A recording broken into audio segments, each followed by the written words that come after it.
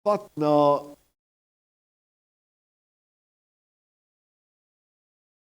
1 Samuel 17 en as jy by die huis kom, dan kan jy die hele hoofstuk gaan bestudeer, meeste van julle gaan dit ken.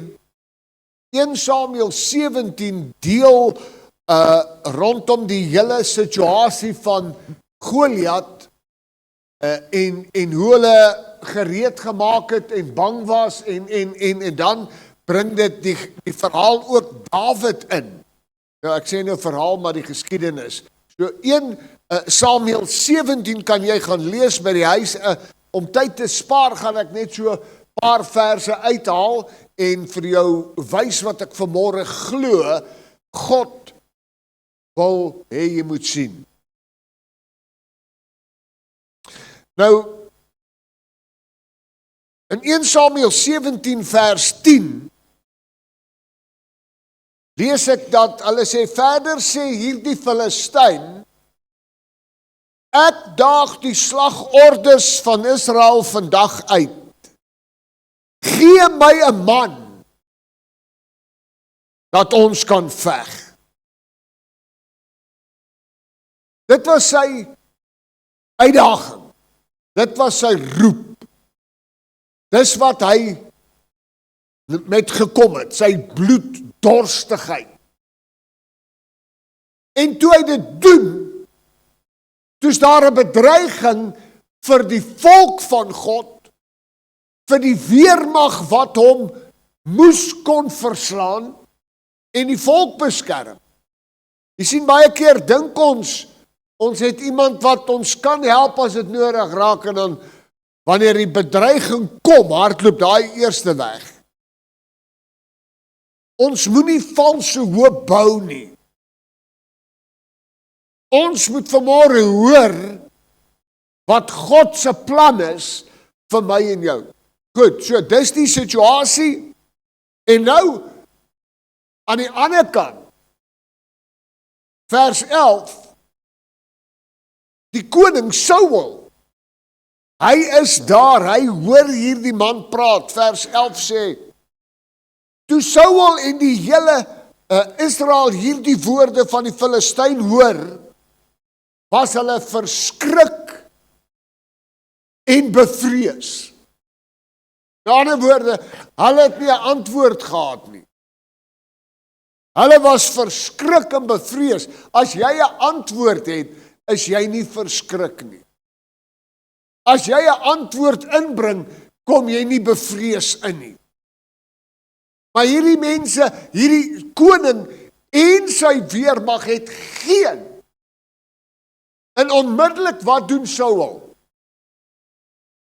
Hy sê, ek gaan iemand omkoop in hierdie gehoor. Ek gaan iemand in hierdie army motiveer met so 'n aansporingkie. In vers 25 lees jy en Saul sê, en die manne van Israel sê, het julle die man gesien wat daar opkom? Want hy kom op om Israel uit te daag. En die koning sal die man wat hom verslaan, wat Goliat verslaan, oorlaai met rykdom.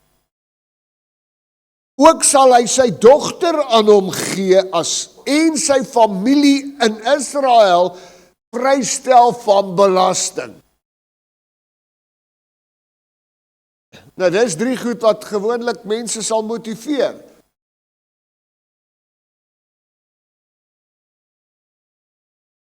En nou, dis waar dit staan, dis nou wat dit is. Nou moet iemand reageer, en dan kom ons in, en ons lees tussen hierdie goeters, Dawid se verhaal. Dawid, op hierdie stadium, was 14, 15 jaar oud. Alaiti, 14, 15 jaar. En Dawid was die seun van die Efratiet. Ek is in vers 12. En nou verduidelik hy nou sommer net dat hy daar was, en ek lees dit vinnig. Met die naam van, sy pa se naam was Isai, en hy het broers gehad. Vers 13, daar was 3 broers, en hulle was almal by die oorlog saam met Saul. En by Saul en sy gevolg en die name van sy 3 seuns in die oorlog gegaan het, was Eliab, die oudste, die tweede ene was Abinadab, en die ander ene was Samma. Vers 14, Dawid was die jongste, terwyl die 3 oudstes Saul gevolg het. Hulle was by Saul. Vers 15, en Dawid het heen en weer gegaan en van Saul om die kleinvee van sy vader in Bethlehem op te pas. Nou ek kry nou die idee dat hier was nou soos 'n boksgeveg aan die gang. Hier was so laagte waar hulle laar opgeslaan het, en dan is hierdie laaitie, as hy homself kry, dan is hy iewers die ene boom of iets, dan kyk hy wie fight vandag wie wen, en dan moet hy terug hardloop en hy moet die klein vee gaan. Nou so hy beweeg, het moes nie ver gewees het nou nie, maar hy kon beweeg tussen die klein vee oppas wat sy werk was, en hier wat die oorlog was, wat sy boeties is, wat saam met Saul is.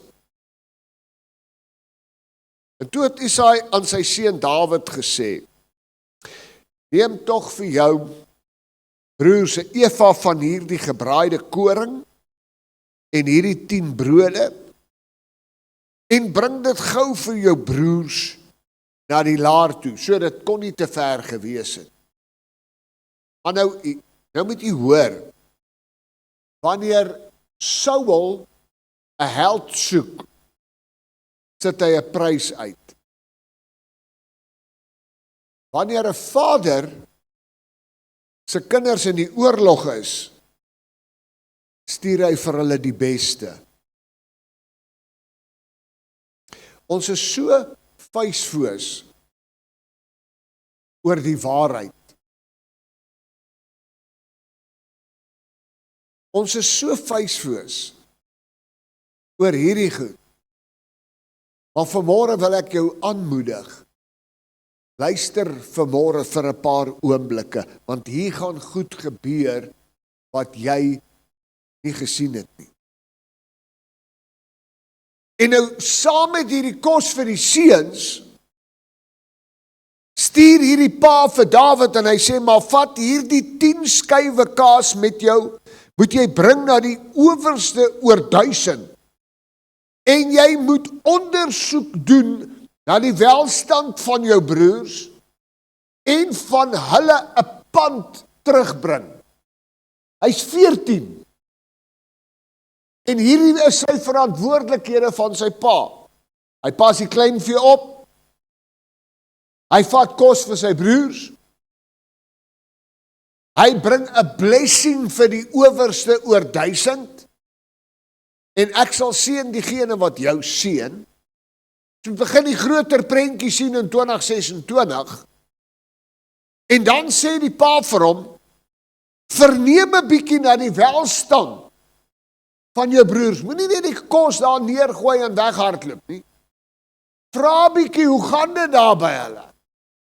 Jy sien, want God bepaal elke ding in sy tyd, maar ook in plek.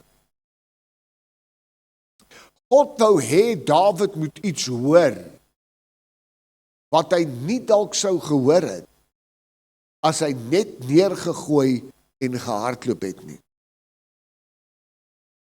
En nou sê die pa vir hom, gaan vra na die welstand van jou broers. Vers 22. Daarop gee Dawid sy pakgoed toe en daar kom gee al sy pakgoed, hierdie hele vrag, af onder die bewaring van die oppasser van die pakgoed, en hy hardloop na die vegterrein toe, en toe hy hier aankom, vra hy na sy broer se welstand. Hier is gehoorsaamheid vanmôre 'n sleutel. As die Here met jou praat, moet jy gehoorsaam wees. Jy kan nie rondhardloop nie. Hoor my vanmôre. Jy kan nie vir jou 'n plek kies wat die Here nie vir jou gekies het nie. Jy kan nie vir jou 'n situasie wil hê wat die Here nie vir jou beplan het. Jy moet in gehoorsaamheid handel. Luister vir my baie mooi. Die oomblik as jy in gehoorsaamheid handel, kan God vir jou gee wat jy nog nie eers gedink het vir jou in stories nie. Is interessant dat Dawid hier 14 jaar oud is. En teen die tyd dat hy 16 is, salf die profeet hom. Jy sal koning word. God kyk nie vanmôre na jou ouderdom nie, hy kyk nie na omstandighede nie, hy kyk vanmôre na 'n Dawid wat gehoorsaam en gereed is. Hy weet wel dat 'n herder 'n koning kan word, Dawid weet dit nie. God weet wel wat hy met jou kan doen en jou vermoë. Maar Dawid jaag dit nie eers nie. Hy is heel happy, 14 jaar. Pas skaap op, doen wat sy pa sê, kry die geleentheid om te kyk hoe hulle baklei teen 'n Goliat.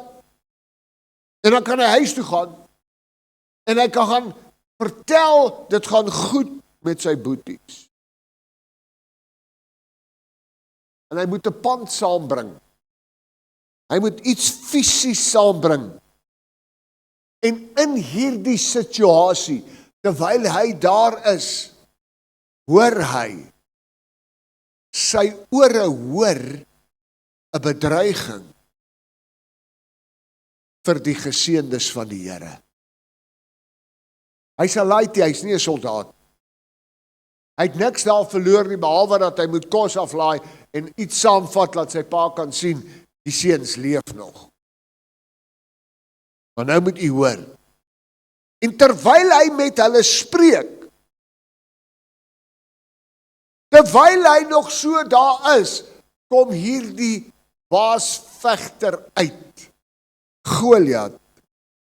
En hy daag die slagordes van die Filistyne, vers 23, en hy spreek daar dieselfde woorde, maar nou praat hy dit, sodat Dawid dit moet hoor. Daar is iets vanmôre wat jy moet hoor, wat in jou 'n stirring gaan bring, wat niemand verwag nie. Jy's 14, jy's ver, jy's nie op die kerkraad nie, jy's nie in die voorste linies nie, maar God praat vanmôre op 'n bestemde tyd met jou, en hy sê dieselfde goed, die vyand kom, luister mooi, God praat nie eers nou nog daar nie, die vyand praat. Daar is goed wat die duiwel vanmôre doen, wat jou so moet stuur, dat jy sê genoeg is genoeg. Daar is goed wat die duiwel gaan sê oor jou kinders, oor jou kerk, oor jou pastoor, oor jou gemeente, oor jou land, waar jy gaan opstaan en sê, net is genoeg. Hier gaan ons 'n verskil maak.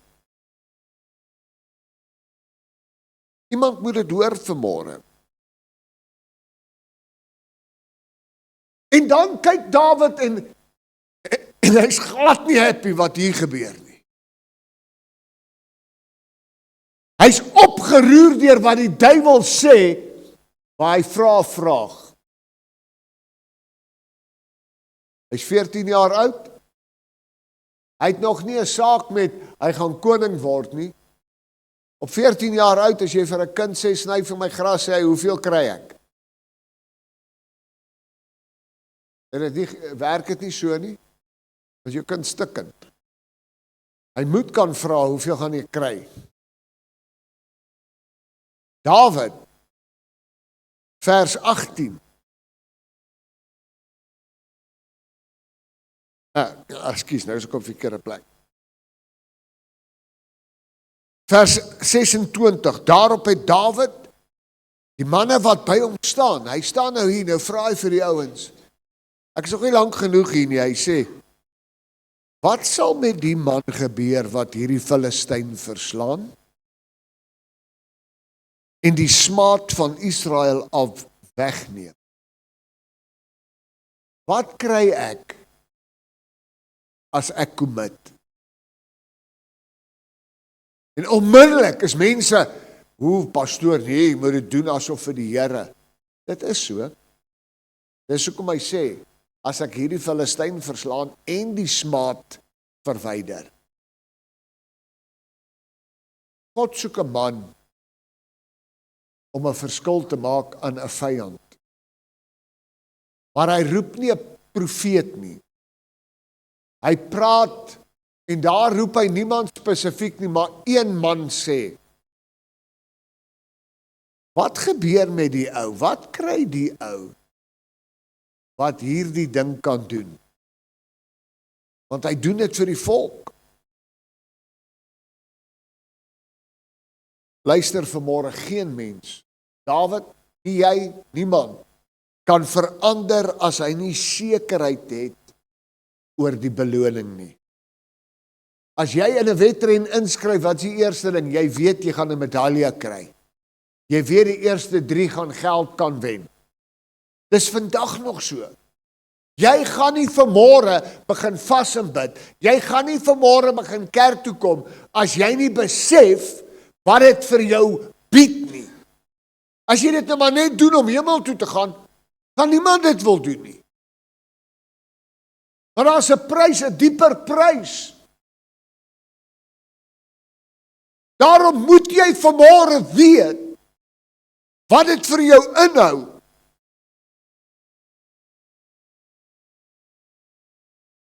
En ek gaan met jou praat en ek gaan jou wys hoe hierdie prys na vore toe kom.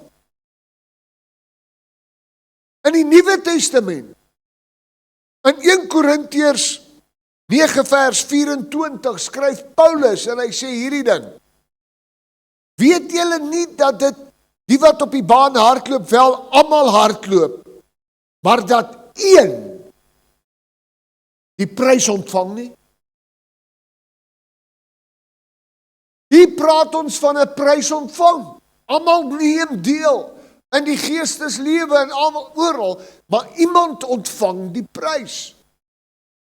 So dis nie 'n onbybelse ding dat Dawid opstaan en sê, maar wat bring dit vir my? Wat gaan dit vir my bring? Luister, as jy die Here dien, gaan jou huwelik verbeter, jou gesin gaan versterk, jou werk gaan heel waarskynlik terugkom na jou toe. Ek kan aanhou, en dan, as jy sou tot sterwe kom, is jy in die hemel. So dis 'n wen-wen dwarsdeur. Luister gou net na nog 'n vers in Filippense 3 vers 14, maar een ding, dit het met Dawid daar ook gebeur. Een ding, is 'n tyd waar ek en jy moet begin een ding fokus. Jy kan nie meer rondhardloop met alles wat die wêreld jou bied nie. Doen 'n bietjie hierdie oefening vanmôre as jy kan. Vanmiddag as jy by die huis kom 2 uur, sit jou selfoon af. Tot vanaand 8 uur. Dan sit jy hom aan, dan sien jy hoe baie mense is kwaad vir jou. Want hoekom? Die wêreld het ons geleer, as ek jou soek, soek ek jou nou. En jy's geleer, as iemand vra, moet ek nou antwoord.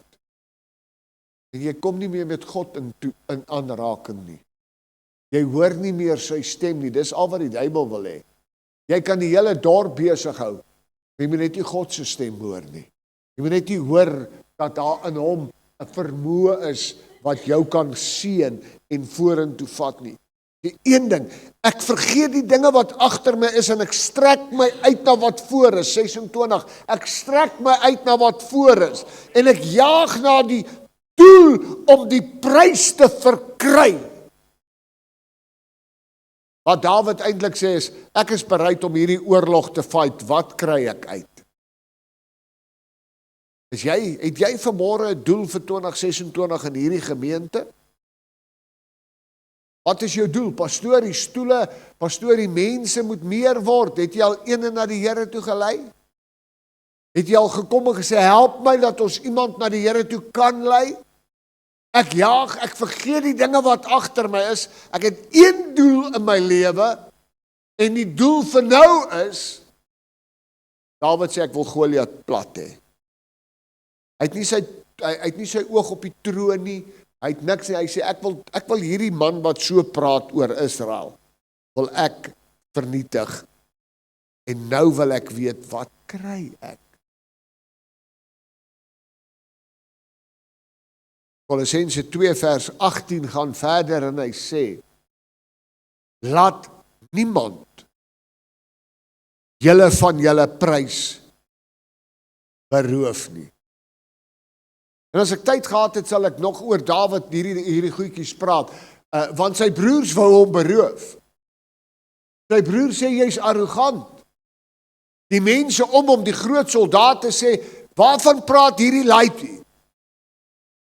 En in Kolossense sê Paulus, hardloop, moenie dat iemand met hulle mond of met aksies of wat ook al, jou van jou prys beroof nie.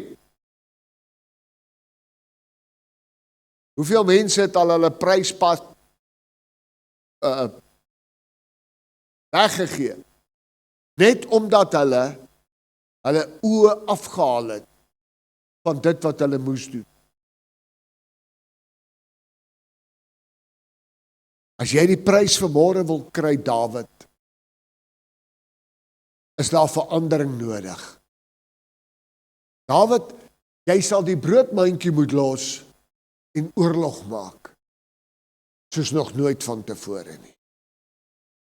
En nou vra hy hierdie vraag, hy sê, wat gebeur met hierdie mens, hierdie persoon, hy was nie daar nie. En nou moet jy vinnig hierdie goedjies lees, en dan gaan ek klaarmaak. En die konings, vers 25, en die manne van Israel wat daar by hom staan, sê vir hom hierdie woorde, die koning sal die man wat hom verslaan, oorlaai met groot rykdom.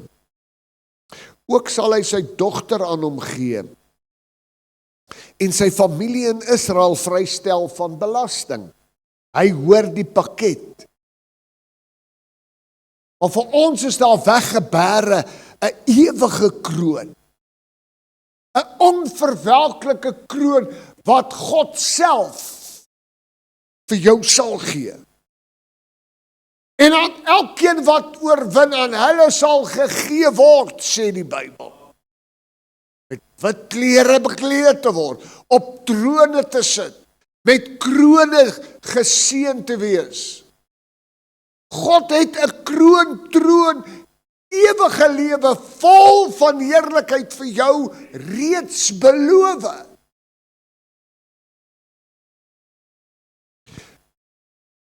Maar Dawid, later sou God gesê het, hierdie ou is 'n man na die hart van God. Dawid sê, okay, ek hoor wat julle sê. Vers 27 vra hy dit weer. En die manskappe, nou sê hy van die balkon af al. Hy sê hier uit die paviljoen uit, hy is nou hier waar die soldate staan. Hy sê my net, as ek hierdie ou verslaan, wat sê julle die soldate sê? Presies dieselfde. Wat die ander gesê het, hy het 'n tweede getuienis ingeroep. Hoor mooi. Die manskappe gee dieselfde antwoord. Maar hy's nog nie happy nie. Hy's nog 14. Hy's nog nie mooi seker, doodseker gefokus nie. Dan in vers 30. En hy het hom weggedraai na iemand anders. En dieselfde woorde, dieselfde vraag gevra, derde keer vra hy. En die manskappe het hom geantwoord volgens die eerste woord. Want Dawid het geweet, in die mond van 2 of 3 getuies sal 'n saak vasstaan. En nou weet hy, die koning het dit gesê in die publiek. Die publiek het dit gesê. En die manskappe wat op die slagveld is, het dit gesê.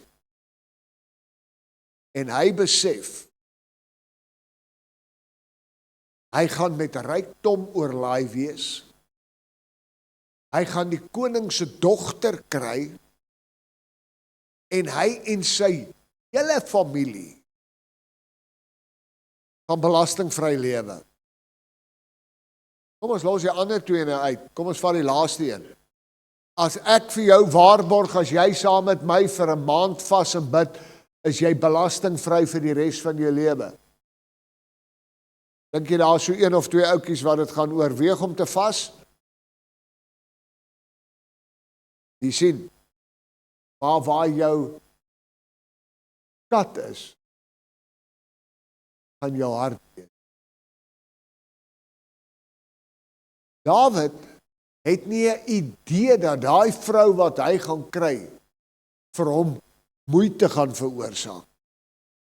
Sy gaan vir hom 'n eintlike egskeiding bring. Sy gaan vir hom vernedering bring. Hy besef nie dat al hierdie goed nie, hy koop in, sodat die volk oorwinning kan kry. En wat 'n beter pand as jy kan huis toe gaan, en vir jou pa sê, pa, ek het jou seuns gesien. Hy sê, wat se pand het jy? Hy sê, hier's 'n brief van die koning wat sê, jy en jou seuns en ek is vir altyd belastingvry. Jy sien, dis wat God doen. En nou het hy hierdie versekering, en dan in vers 32, Dawid het aan Saul gesê, laat die manne se moed tog nie ter wille van hom sink nie. 14 jaar? Hulle vat hom toe hulle nou hoor, hy vra rond, toe sê hulle gaan praat met Saul, vat hom, en hy staan voor Saul en hy sê vir Saul, koning van Israel, moenie laat hierdie manne se moed sink oor daai Filistyn. Kan jy dink?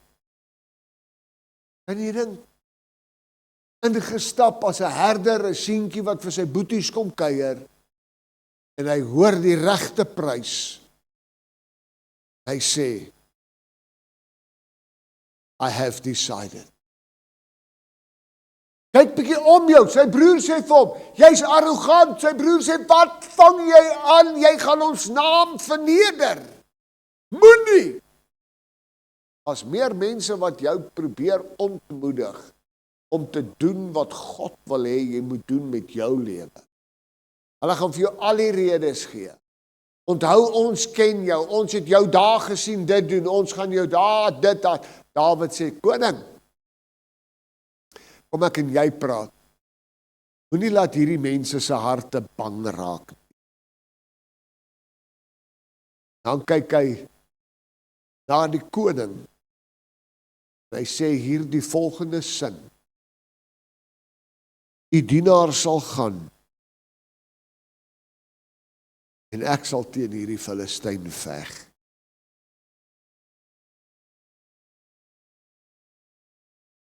Dit kos hom. Terwyl al die sterk manne van die weermag bang is, terwyl almal weghardloop en draai en huis toe gaan, kom hier 'n mannetjie, 'n seentjie. Hy sê, die dienskneg sal veg.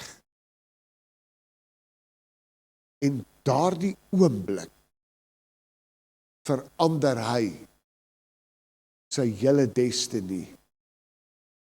Daardie sin verander dat hy binne 'n jaar die profetiese salwing op hom kry. Want onthou, Goliat was een oomblik. Daarna het daar honderde gevegte nog gekom. Maar sy eerste geveg was sy belangrikste. Want daar het Dawid verander. Van waar hy was, heel jongste, laaste in die ry, tot die gesalfde van die Here, wat die eerste man sou wees wat koning is oor al drie die huise van Israel.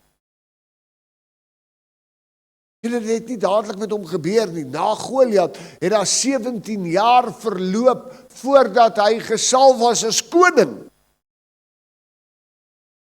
Want hy moes vlug en met God gaan staan en met 'n weermag beweeg om te weet, ek kan doen wat God sê ek moet.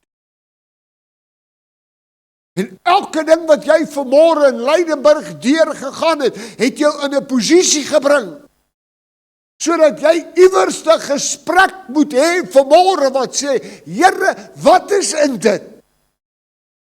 Wat is die prys? Wat is die prys? Die apostel sê, ons het die verdrukking aanvaar en deurgegaan, omdat ons die prys nie wil verloor nie. Daar's 'n prys vanmôre wat hy vir jou wil gee. Daar's 'n prys wat afgemeet is vir die werk wat hy wil laat doen. En daardie oggend het God geweet, Dawid sou dit wees, maar hy het nie vir Dawid dit laat profeteer nie. Dawid het dit gekies. Baie mense wat vir my sal sê, pastoor, vanmôre, dit het nie oor my geprofeteer nie. Nee, jy moet dit kies. As jy aanteken, sal God jou verhoog, want as jy in die klein getrou is, sal God jou aanstel in die groot goed.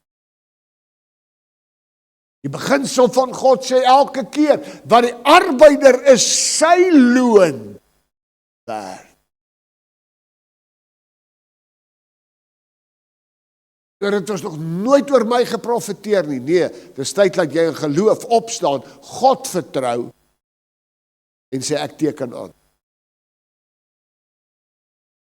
Saul sê vir my, maar jy het geen ervaring nie. En Dawid antwoord Saul, hy sê wat jy nie weet nie is, ek pas my pa se skapietjies op. Hy sê, en as ek in die veld is en daar kom 'n beer, dan los ek die skape, dan gaan ek agter die beer aan, dan verskeer ek. Hy sê, en as daar 'n leeu kom, weer dieselfde met die leeu. Hy sê, ek draai nie om, as ek 'n job vat nie. My pa my vertrou met sy skape, vertrou hy my met sy skape. As hy my vertrou met sy seuns, vertrou hy my met sy seuns. Sien, want as jy in die klein goedjies getrou is met mense wat jy kan sien, hoeveel te meer sal God jou nie eer nie. En dan sê Saul vir hom, hoorie maar, okay, as jy dan nou aandring, kom hier, laat ons vir jou 'n wapenrusting gee. En dan trek Dawid Saul se wapenrusting aan, wat 'n eer. Die wapenrusting van Saul. En as Dawid hierdie wapenrusting aan het, dan sê die Bybel, hy het so 2 tree geloop en toe trek hy uit, toe sê hy, hou daai goed, ek is nie daarmee gewoond nie. Sien, in geestelike oorlog moet jy begin gewoond raak om te veg met die goed wat jy weet jy kan mee veg. En hierdie is die beste, Saul leef nog, daar het nog nie 'n pyl deurgegaan nie, maar Dawid sê, vir my gaan dit nie werk nie. Kom, ek gaan soek 5 klippies. Dan dink die mense, maar hierdie ou het verloor. Want dis waar God inskop. Want God gee hom sukses, sodat hy die prys kan kry, wat die koning beloof het. Daar is tydelike beloftes oor jou ook, ja. Maak seker jy die beloftes, en dan teken jy aan, vir die droom wat God op jou lewe gee. And then there is no turning back. So, hy het nie gebid en gevas, Here, moet ek Goliat gaan aanvat nie. Hy het nie skrif gesoek en bevestiging nie. Niemand het vir sy pa gesê, jy gaan 'n seun baar, sy naam gaan Dawid wees, en hy gaan Goliat verslaan, halleluja, en die koning word nie, nee. Toe hy aanteken, toe sê sy broers, nooit los, gaan huis toe, jou pa gaan jou soek, by ons. Jou pa gaan ons verantwoordelik hou, as jy vandag hier doodgetrap word, dat jy huis toe gaan. Gaan doen wat jy moet doen. Maar God soek manne vanmôre en vrouens, wat sê ek gaan buite my comfort zone. Buite wat ander mense verwag. Ander mense sê dankie vir die brood, gaan huis toe. Want jy moet sien hoe ons bang word nie. Hierdie man staan op met 'n woord en hy sê, moenie bang wees nie. Hierdie is vandag Goliat se laaste dag. Kan jy dink? Kan jy dink wat 'n verskil kan jy maak? Jy in die gees vanmôre opstaan, in die koninkryk vanmôre opstaan, sê Here, hier is ek. Dis die laaste keer. Dis die laaste keer. Nie vir 'n kerk nie, nie vir dit nie, nie vir mense nie, nie om gesien te word. Jy gaan gesien word. Maar gaan dit daaroor dat jy gesien wil word?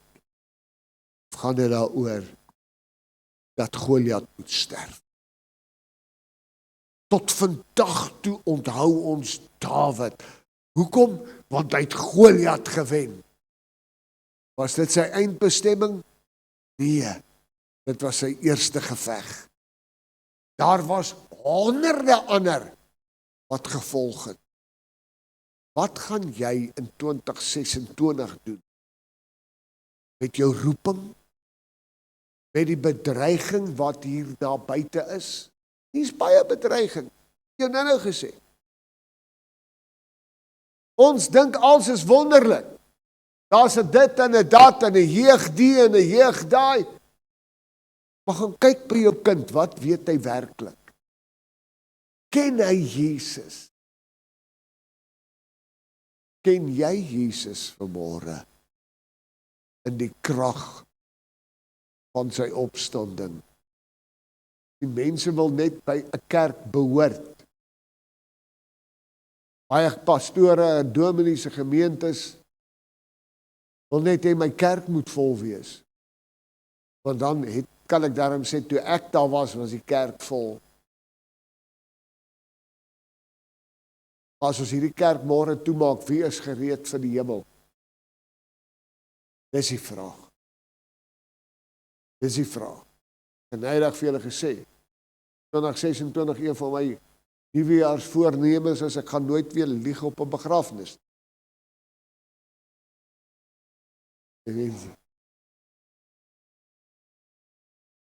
Want dis die goed wat die Here vanmôre vir my vra. Daar's 'n Goliat in die kamp. Wie gaan opstaan?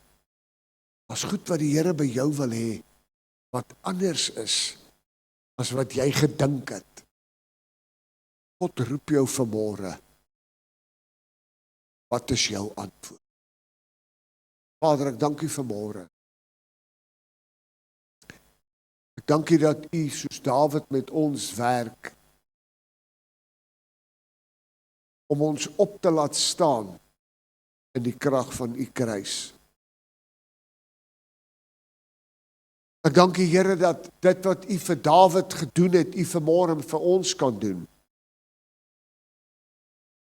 Ek dank U, Here, dat net soos wat daar oorwinning oor vyande was in die tyd van Goliat, in 2026 ons ook oorwinning kan behaal.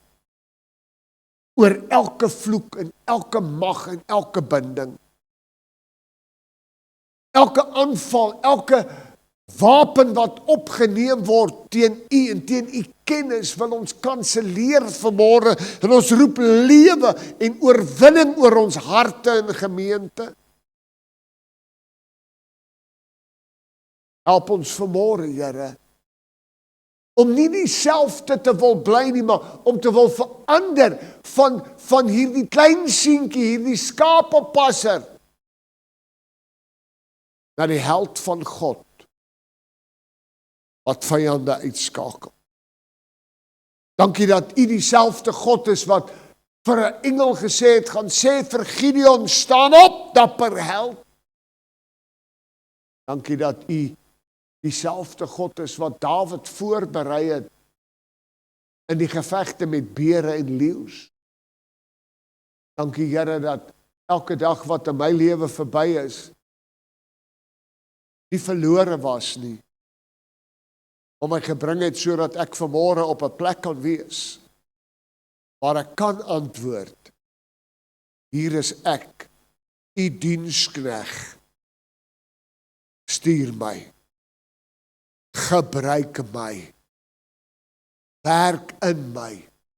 Here, dat ons vanmôre nie die prys sal vergeet nie, want die prys is 'n ewige lewe in die teenwoordigheid van die Vader, die Seun en die Heilige Gees, en dat niks ons van dit sal skei nie, maar dat ons sal voluit hardloop, wel wetende, dat u geen mens is dat u sou lieg nie, maar wel 'n beloner is van die wat u soek. Doen dit vanmôre in Jesus se naam. Amen. Ek vra u vanmôre, moenie net huis toe loop nie, groet 'n paar mense, maar ek vra jou ook, gaan dink